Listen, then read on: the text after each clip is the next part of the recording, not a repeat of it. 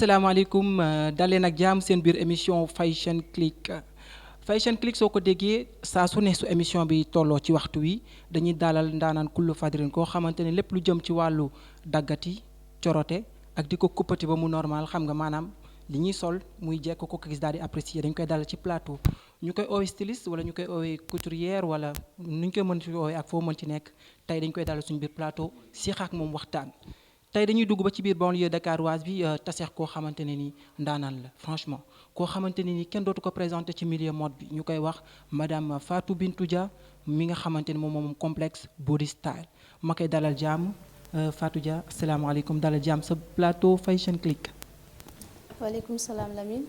maa ngi leen nuyu ku nekk ci ronam ak santam di la nuyu yow personnellement ak sa équipe bi nga ànd ak yépp di nuyu waa Sénégal yépp di leen ne tey man maa fi nekk jàkkaarloo gi nar la wax ban yoon la ñu war a jaar ak fan la ñu war a jaar ba egg fi ñu war a jëm. jaajëf kon dafa mel ni kon ne moom déjà ñëw na ci introduction li nga xamante ne moom la ñu war a waxtaanee déjà madame Fatou Dia body style tey passé nañ une journée yoo xamante ne nii mën naa ne kenn dootu ko fàtte. ndaxte ñëw nañ seet la ànd ak équipe bu Fashion Click foofu ci Diamaguène foofu noonu Lansar nga teral leen macha allah añi bernde yi lépp neex. donc gars yi yëpp wax nañ ma ko ñoom Amina nee nañ vraiment ça a été extraordinaire loolu noonu balaa ñu ñëw ci wàllu sañse beeg daggati yeeg ñoom seen loolu nga xamante ne muy xol wu rafet di laabiir di togg mu neex yàq loolu nan la nekkee ci yow parce que jëw la boo xamante ne dañ la koo jëw. mais loolu du dara loolu moo gën a ndaw ci loo xam ne waroon naa ko mën a def parce que nit ku déplacé wu dëkk ak dëkk. waxuma la kër ak kër mais dëkk ak dëkk parce que fi ma dëkk ak fi ngeen dëkk sori na mënoon ngeen dafa sori duñ fa dugg donc loolu moo gën a ndaw ci loo xam ne waroon naa ko mën a def waroon naa fa def lu ëpp loolu mais ak ni ngeen ma fekkee la rek mais waroon naa fa def loo xam ne moo ëpp loolu franchement. vraiment merci rafet na déjà donc ñu dugg ci li nga xamante ni moom mooy waxtaan wi. ok donc ñu bëggoon xam madame Fatou Dia nan nga taxawalee lii di complexe body style. bon ni ma taxawalee complexe body style neex na. mais jafe na aussi parce que dem ngeen fa gis ngeen ni ñuy liggéey bu metti la parce que nit ki aussi su fekkee da nga bëgg dara il faut nga def dara pour nga am dara mën a egg fenn metti na trop commencement bi metti woon na trop parce que commencement bi maa ngi commencé sama biir nekk bon mu metti woon trop ñu pare ma ut benn véranda bu tuuti nekk foofu ak benn machine di ci liggéey noonu client yi di ñëw ndànk ma génn dem feneen tijji foofu mu metti woon trop parce que weer ak weer mu metti trop ma dawaat ñibbisi li ñuy wax jàmbaar dawal dafa wuti doole ma daw ñibbisi bi ma ñibbisee ut fa base ma ne xaaral li may génne di uti feneen pourquoi pas man mënu ma toog sama fi ma xam ne fa laa dëkk wax fa ut base ci laa ut foofu base toog macha allah ça va avec le temps may dem muy metti ba tey body style nekk ba léegi nag mu ngi metti mais sant yàlla la parce que soo commencé benn dem ba feneen donc dañ koy sant yàlla bu baax a baax. effectivement waaye tamit li nga xamante ne nii mooy base bi di socle bi maanaam tey jii nii soo ñëwee teg complexe ñëpp xam nañ ne jafe-jafe yi su nekk waaye itamit dina laaj benn xam-xam benn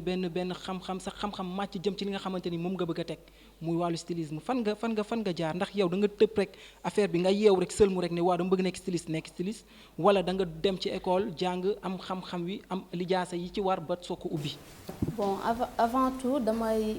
avant may def stylisme dafa am fu ma jaar d'abord. dama def coiffure ba pare dama def 2 ans de formation coiffure bi ma defee 2 ans def sama stage yu 6 mois. maa ngi ko defee ci benn école bon xaw ma ba xam permettre ngeen ma wax turu école bu baax. maa ngi ko defee Jalis bu nekk Point E. ma def sama 2 ans 6 mois 2 ans 6 mois bi mu jàllee ma ne bon doyul.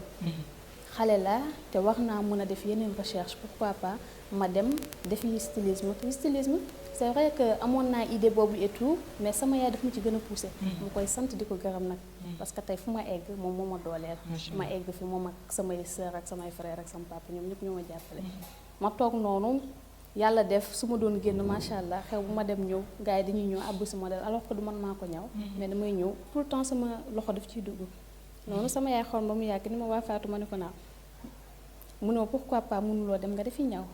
bon moom mu ngi doon xool collé saw ardo. mu ne ma collé saw ardo li muy def pourquoi mënuloo ko def man ko yii yaay loolu dafa cher dafa métti loolu mënu ma ko. mun ma essayé demal nga xool. ma jël presque 2 jours wala 3 jours may war ay écoles yoo xam ne war naa ko mën a dugg mais école yi ma doon dem yëpp dafa bon sama moyen egguloon foofu quoi mënu ma woon fayal mënuma woon fay loolu parce que xam nga rek des fois ak famille et tout commencement bi c'est un peu compliqué. pour nga jóg rek ni kenn nit fayal ma lii da doon metti may wër di wër ba yàlla def un jour may seetaan télé gis benn annonce. bi ma laajtee bon vraiment ak prix bi ñu ma wax foofu ànd na ak man li nga xam ni mën naa ko. ma dem foofu ci laa demee ISMOD. foofu laa génnee foofu aussi ma def fa 2 ans. bi ma defee sama 2 ans ñu jël ma foofu may jàngale parce que 1 an 3 mois. après loolu laa ne bon pourquoi pas ma dem def quelques ateliers am ay ateliers yoo xam ne jaar naa vraiment ñoom aussi ma leen sant di leen gërëm. bi ma fa bi jaaree pare man pourquoi pas mun ma liggéeyal sama bopp toog ut base sama biir koñ pourquoi pas. très bien parce que loolu yi tamit doon na loo xamante ni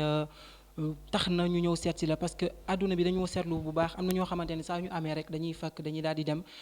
feneen foo xam ne nekkul seen gox mais moom Fatou Dia bi ñu demee ba ci goxam dem seeti ko dañ gis ne moom dafa gëm bu baax a baax li nga xam dañuy wax ne koy wàlliyaan dafa fekk sa dëkk daa tëggul moom dafa gëm banlieue gëm fi mu dëkk ba tax na madame Dia tey jii bi ñu ñëwee gis nañu ne defoo rek li nga xam ne mooy couture defoo rek ñaw stylisme defoo loolu mais yaa ngi ci kanam yi yaa ngi ci bopp yi loolu itamit nan lay demee parce que loolu dafay demander nga am benn équipe boo xamante ne kenn ku ci nekk day chargé wu ci lenn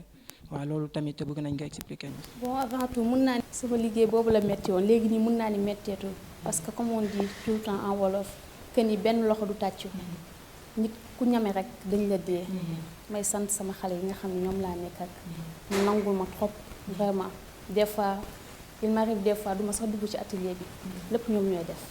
vraiment tey suñ fa nekkutoon dina doon di gën a metti ci man xaaruñu ci man dara lu nekk ñoom ñooy def mais ku nekk ci ñoom aussi dafa am loo xam ni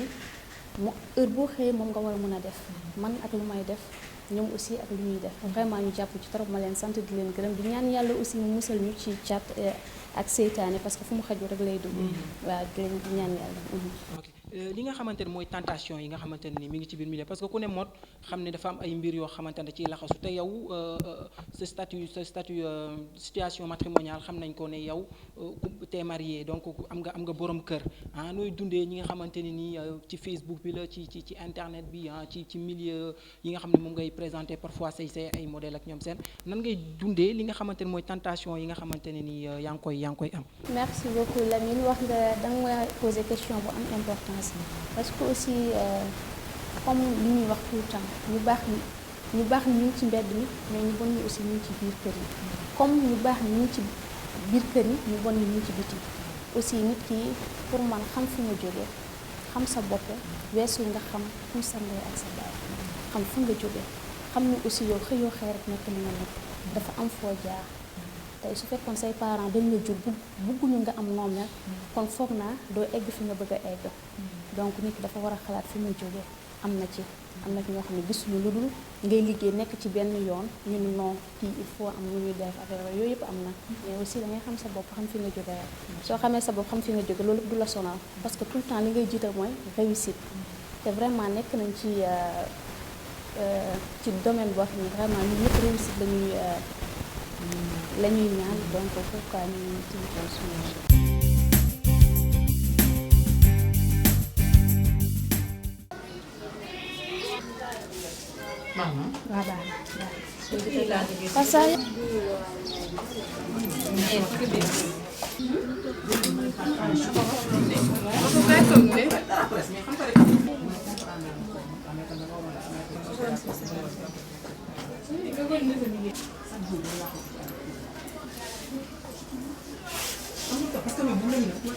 waaw tey nag bi ñu ñëwee fii ci Lansar daal di fekk nag ci biir salon bi ku xam te ne suñu xarit la suñu collègue la en même temps Dior lan moo la indi ruq bi. waaw dama ñëwoon fii bon damay nuyu d'abord suñu mbokk téléspectateurs yi dama ñëwoon fii en fait di préparer sama e-musique sama émission bi ma jaar fii nii ci madame Fatou Dia ci Body Style mu defar ma jàmm la sama kanam wala may dem sama émission pare di Body Style xam nga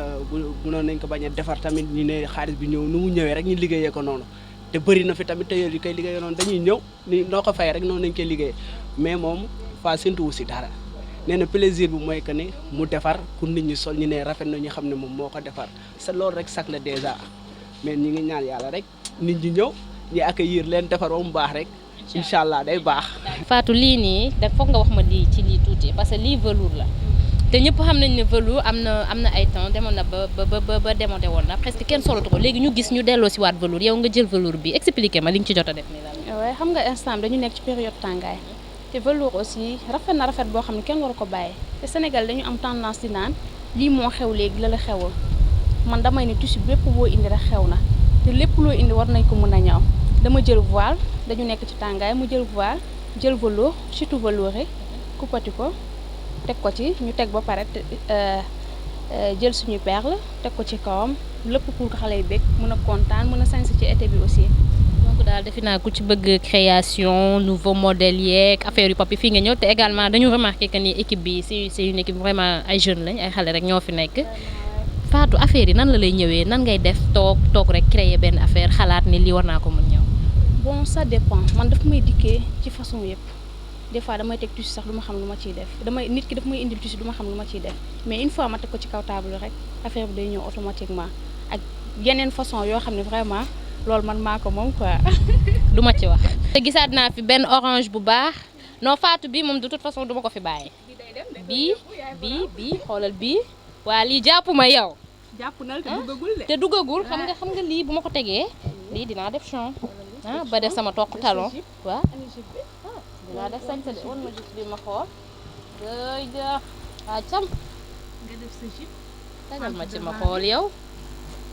waaw yow te fente devant la mën nga ci def gis nga fente côté rek lañ ko def lii def na chon de comprendre nga def chon mën a dem fu ne baax na daal donc yow yaa ñëw lii lii nga ñëw de jot chon de yow yaa leen jàngal yii yow yaay dagg ñoom ñuy ñëw wala. waaw damay dagg ñoom ñuy ñaw. su fekkee daamina la aussi dafa am koo xam ne vraiment moom spécialité am daamina la. suñu daggee moom la ñuy jox mu daamina après xale yi semblé ko. tey nag lépp dinaa leen ko am body style dinaa leen dugal ci ruq yeeg ruqaat yi gis rek mu ngi fi. yëpp la ñuy xool tey nañ dem des na xam nga man dama sopp moo ñëwee damay bëgg a xool yëpp nouveau modèle yeeg yooyu laa bëgg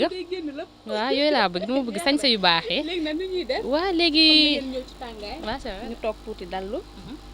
def affaire ba séeréer newuñ fi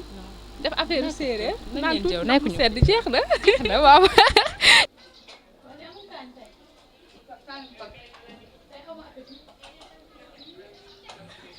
au fait man Kadia laa tudd mais ñoom ñu ngi ma gën a xamee ci turu mami ñeesu Fat Bintou laa sama sœuru yaay lay tudd waaw. sa relation ak moom boo ñu ko doon wax tey. Fat Bintou du ma wax ne que sax sama sœuru yaay la damay wax man sama sœuru bopp la parce que peut-être am nañ benn relation boo xamante ne jegante nañu et tout en plus d'être sama sœuru yaay aussi sama xarit la sama sœur la. xam nga dañuy waxtaan on se partage tout pratiquement muy nit ku baax koo xamante ne réyalul boppam xoolewu ma genre comme quoi ñeesam la wala dara limité sama relation ak moom non daf ma def comme boppam bu amee benn problème daf may woo def ma comme moroomam et tout on se dit tout pratiquement daal donc sama xarit la jot sax moo baaxul si nit moom amatul jot man amatuma jot mais comme ak technologie bi nu mu avancé ak yooyu téléphone yaa ngi ci dëkk bi même fekkee amatul jot bu baax pareil man aussi donc du coup ci man téléphone mu ngi facilité li mu doon def ba tey n'empêche du ñu réeroo ci dara bu amee benn projet wala lu mu war a def daf may woo mami war naa def li yëg lii comme émission bi daf ma woo ne ma mami dafa am ñu may seet si bëgg naa boo wàccee nga ñëw donc ci man loolu mënul yàq dara en tout cas elle est restée la même changé wul nu mu mën a xëyee mu def ba mu baax romb ci koñ bi dem noonu la mën a xëyee def carax def sër rombaat dem changé wul dara ci moom. maa ngi koy ñaanal mu gudd fan Budi Style dem ba traversé romb frontière yu bëri ñu xam ko niñ ko xamee ci quartier am xam ko ci Dakar xam ko ci Sénégal ñu xam ko ci yeneen dëkk yi et tout mu nekk benn entreprise boo xamante ne day ubbeeku yàlla def ko mu dem ba nekk complexe institut de beauté pourquoi pas parce que elle est ambitieuse xam na commencé na ci néant et tout au début peut-être fi mu commencé ak fi mu agsi xëy na jomam ak ambition bu sori moo ko yóbbee daal moo ko may peut-être n'est-ce pas am na lu mu bëggal boppam elle est pas coincée genre limité wu ci dara ne non man stade bi laa yem wala dara elle voit loin maa ngi koy ñaanal yàlla mu mottali yéene yooyu yëpp comme ni ma wax fii nii romb Budi Style dem ba nekk complexe xam nga nekk institut de beauté et tout yàlla defal ko jàmm daal defal ko lu mu bëgg parce que nit ku baax la elle le mérite. merci Kadia. man maa ngi tudd Pape Makhtar Fall ñu gën ma xam ci PM Fashion. sa relation ak mami lan la. sama relation ak Fa dafa nekk loo xamante ni sama benn xarit moo ma boole ak moom mais depuis bañ ma boolee ak moom tamit rëccuwuma lu ñu ma boolee ak moom parce que grande sœur la mère la ci côté bi yëpp fu ma ko mën ci woo 4 heures du matin 3 heures du matin yëpp elle me décroche ñu waxtaan bu ma amee défilé invité ko ba suñu nuit de la création bi passé moom mujj mais elle avait pas de temps mais foo ko mën ci woo mu nekk tamit nit koo xam ne dafa oyof sincère ci lu muy def dalay wax dëgg fu mu mën ci toll di la conseiller pour nga jël droit chemin. mais est-ce que en tant que ñaari nit yoo xamante ne yéen a bokk li ngeen di def est-ce que dina leen arrivé des fois ngeen di waxtaan ci li nga xamante ne moo di côté modèle yi wala nga gis ko mu def benn modèle nga ni ko non bii bu ma sañoon nga def nii wala moom mu gis la nga def lu xamante ne mu yokk ci xalaat. Ben si parce que sama défilé bi passé moo ci mujj parce que dama koy indi sama collection wan ko mu nekk nit koo xamante ni mu expliqué ma ne ma sa collection bi rafet na mais modèle bi jël naa ko modèle bi tamit jël naa ko par la suite ma ñëw fekk mu ñëw modèle bi dafa ma neex parce que en tant que sama grande sœur ñëw fekk petit frère am def collection am créer ay activités am ñëw mu jël ay collection am defar ko ñëw ne ma lii dama ko defar man tam ma gis modèle yu ma neex ci moom ma jël ko tout le temps dañuy weccante ay xalaat di joxante ay idée ci modèle yeeg yooyu mu may conseiller lu bari tamit ci métier bi. métier bi moo leen boole wala da ngeen amoon relation avant lii. non dañu métier bi boole nañu relation tamit boole nañu parce que sama benn xarit bu may àndal bu dëkk seen ginnaaw kër moo ko xamoon man maam défilé wax ko kooku ne ma am naa sama benn grande sœur boo xam ne styliste la xaa ma yóbbu la ci moom ba ma ñëwee tamit elle m'a accueilli ubbil ma porte yëpp ñu toog waxtaan ci loolu depuis lors ci la ñu amee relation bi ñu am tey ba fu mu mënti dem tamit daf may woo lu mu mënti xewle tamit daf may woo man tamit lu mu mënti xewle tamit dama koy woo. lan nga koy ñaanal. xanaa di ko ñaanal gudd fan wér gu yaram ak di ko ñaanal réussite totale dans la vie kon nu ñuy déggee ñoom Jean-Paul Gaultier di ko déggee ñoom Collé Ardo styliste yu mag yëpp Sadia Gueye ñu déggee ñu ko lu ñu séentu ni doon benn société boo xamante ne lu rëy lay doon ci moom ak ñëpp ñoo xamante ne nekk nañu styliste ak yëpp ñëpp boole doon benn daal. merci beaucoup. ok de rien. Fatou moom li ñu mën a wax ci moom bëri na ba tax na mënuñu wax lépp daal baax na en plus jàppewuñu comme employé ci salon bi wala ci atelier bi daf ñu boole ñun ñëpp jur ñu nekk en même temps suñu mag di ñu conseiller relation bi yemul daal ci entre employé ak patron. est-ce que Fatou ci côté liggéey nan la mel est-ce que des fois di ngeen gis bu ngeen nekkee ci liggéey bi dafa sévère wala nan lay mel bu ngeen. waaw bu ñuy liggéey moom kaa day sévère parce que c'est normal toujours day daf ñuy bëgg di wax ne liggéey bi ci la kiiwam yëpp daal ba tax na du ci kaf du ci ree mais en dehors ci liggéey bi moom elle est sympathique wér gu yaram liggéey bi dem ba kawe yor kii suñu njottu en même temps ñuy ñaan yàlla suñu relation gën a continuer bañ a yem fii daal. Fatou gaa liñ wax ci moom dëgg la nit ku baax la nit ku yaru la mais am na tuuti défaut. wax ma défaut bi laa bëgg a xam défaut bi. xam nga man maa ko ñeme ñi fi toog ñëpp moom mooy loolu mais am na défaut mais grave dama ko koy baal après dinaa ko wax. dama ko wax rek waaw d'accord dinaa la ko wax. ok nan la mel ci côté liggéeyam ci côté famille. côté liggéeyam nice lu ma sol man moo ma ko ñawal ba lii nii sax xaw ma ne woon sax yéen a ngi fi mais moo ma ñawal lii liggéeyam lu nice rek lay def man moom fu may dem dama naan ko faa am. mu ne ma lu ma lay defal ma ne ko loo def baax na lu baax la may ñawal lu rafet lu may ñawal fu ma génn tamit daf ma koy laaj te jigéen la bu fi nekkoon ci koñ bi du def lu baax du ma ñëw mais moom lu baax rek lay def ak lu rafet dafa baax ba pare bëgg yaayam te loolu rek moo am sens am lu tax ma bëgg ko dafa bëgg yaayam ndax man dama bëgg sama yaay faa loo wax danaan sama yaay sama yaay sama yaay bëgg entourage am bëgg ñëpp mel noo xamante ni man mënuma ko sax wax man moom ni mel si man franchement mënuma ko sax wax su ma toogee fii di ko wax rek moom mooy loolu daal ndax man ni mel si man mënuma ko fay. kon tey kontaan nga ci set bi nga xam te ne moom lañ ko seet. torop te boo xoolee lii rek xool nit ñi rek xam nga borom baax rek moo mën a am lii daal ku baax rek moo mën a am lii dafa baax franchement man moom mënuma ko fay ci léppam.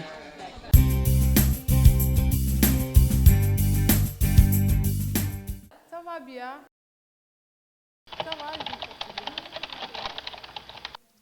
je m'appelle Penda Gueye, j'habite à Fass Mbao, plus connu sous le nom de Penchita. Puis voilà. Mais Penda, nous dit que mannequin. Ouais, je suis mannequin. Alors, est-ce que vous pouvez parler un peu de ta carrière? waaw dina ça fait plaisir ma wax leen ci sama parcours ci mannequinat bi parce que maa ngi commencé en 2009 si je me rappelle bien. Dafa doon am ay concours de Miss yu doon am ci secteur bi ma dëkk doon naa ci bokk di ci participer ba je crois bien septembre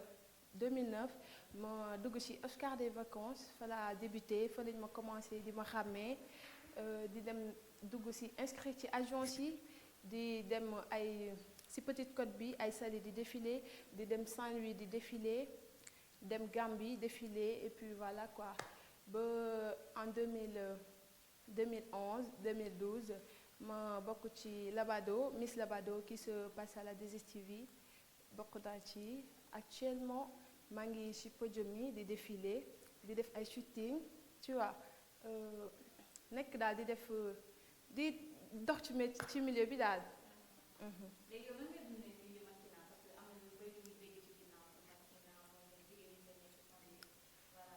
Comme on dit comprendre na mannequinat du lenn lu dul rek moi je dis que mannequinat du lenn lu dul lu simple ndaxte tenue la boo xamante ne da nga koy sol bu fekkente ne ay collection la nga présenté ko bu fekkente ne ay pose photo la nga def ko boo ci pare nga ci. C'est ça. C'est vrai waaw. waaw mais loolu moom c'est valable pour toute femme parce que jigéen bu nekk war nga bëgg lu rafet jigéen bu nekk war nga aimer comme on dit la belle vie tu vois mais ay mannequin lañ nag mais n'empêche que dañuy liggéey ñii c'est des élèves yoo xamante ne des étudiantes seen parents yi ñoom ñoo leen di gérer ñii ñu ngi liggéey comprendre nga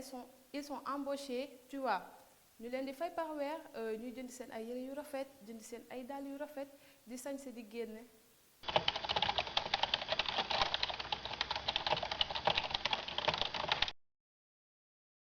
waaw c'était pas facile waaw c'était pas facile du tout parce qu'au début comme ni ñu ko doon déggee tu vois naan ay mannequinat bi lii moo ci nekk laa moo ci nekk ñii di wax fii ñii di wax fële mais parents yi à chaque fois boo toogee ak ñoom nga faire leen comprendre que ne yow carrément lii nga bëgg comprendre nga bu baax et que am na nu ñu la yaree am na benn éducation boo xamante ne jox nañ la ko tu vois et que yow yaa ngi demee loolu tamit je crois que du am benn problème au début nag y avait ñoo xamante ne ci membre famille bi lañu ñu doon wax naan waaw bu mu ci dugg parce que lii parce que là mais du dara nit ki man je me dis que li ngay demee ci sa bopp la parce que am na ñoo xamante ne ñu ngi seen biir kër ils sont pas des mannequins te ñu ngi def loo xamante ne ni du man maa fi toog di ko wax.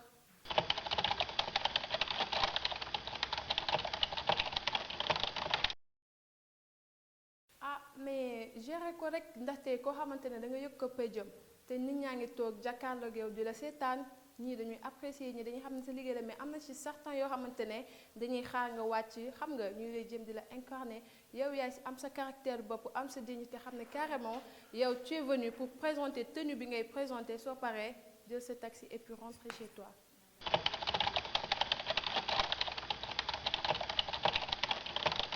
waaw c'est vrai comme je le dis souvent c'est juste une passion tu vois dañ koy dund benn instant après mu jeex parce que man mii di wax ak yow man j'ai mon travail dama am sama diplôme je travaille boole koog mannequinat bi c'est un temps rek après ça passe voilà.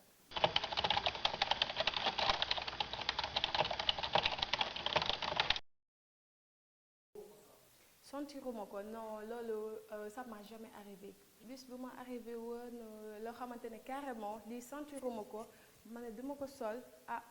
mais comme arrivé gu ma daal mënuma ci wax daal.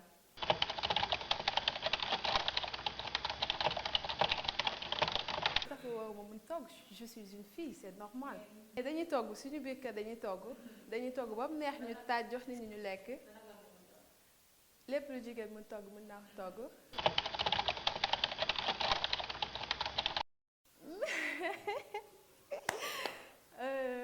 maafe dañ koy tëggee moom loolu moom xanaa boo ko laajee xale yi sax ñu wax la ko. je passe.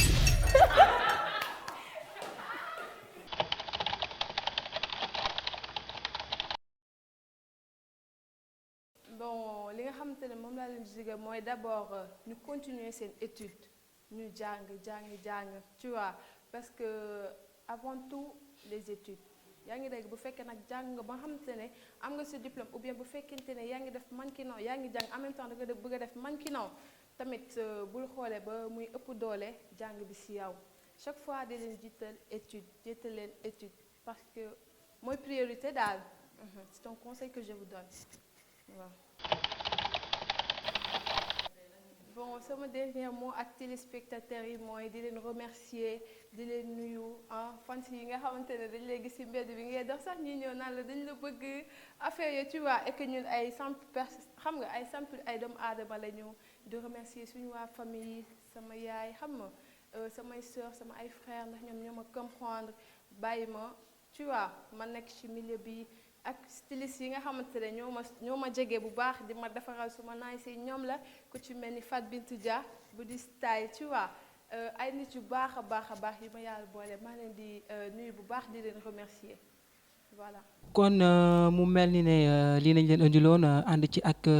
madame Fatou Dia bu borom body style di leen jox rendez-vous très prochainement ci beneen numéro bu bees Fashion Click.